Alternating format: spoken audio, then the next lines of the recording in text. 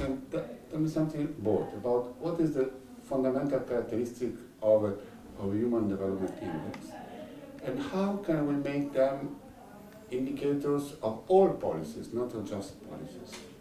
See,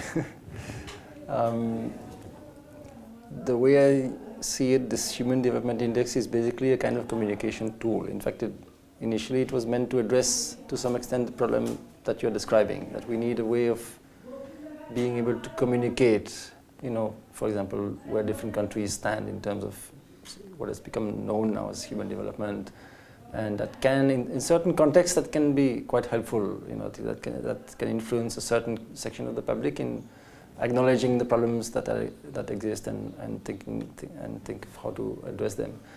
Now, so the initial index was very simple. It was based on 3 different things: education, health, and per capita income. It was a simple aggregate. Now, can we really aggregate these things? It's very hard to give a kind of theoretical justification for it, but it was some kind of simple index that people can at least understand, and that has the advantage that you're focusing only on one, let's say, ranking if you're looking at the comparison of countries instead of looking at 3 different indicators.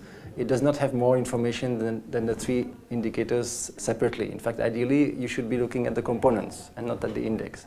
The advantage of the index is that it's sort of snappier, and it becomes something that becomes an object of attention and of discussion, that, why is India so low in the ranking of HDI and so on and so forth.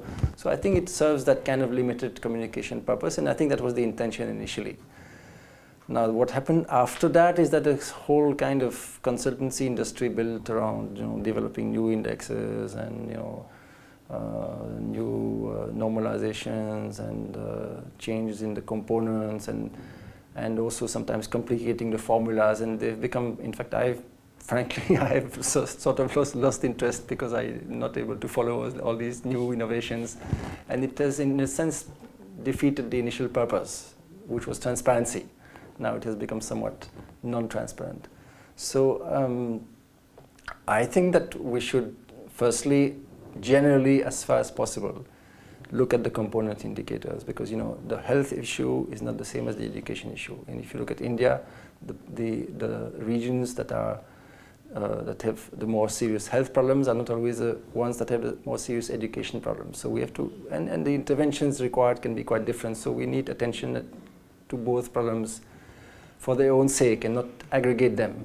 So I would say, as far as possible, look at the component indicators, the component issues, and only do this kind of aggregation when it's really important, when you don't have the luxury of looking at several dimensions and you need this kind of a summary indicator, then do it, but do it as simply and as transparently as possible, which was the initial intention of the Human Development Index. But otherwise, I feel that we need, we have to make the effort of giving detailed attention to these component issues, whether it's health or education or nutrition. I mean, these are all individually enormous fields of concerns where a lot of detailed attention is required, and different kinds of strategies and interventions. And so we have to look at these things individually. So generally, I'm more in favor of looking at the components than at summary indicators.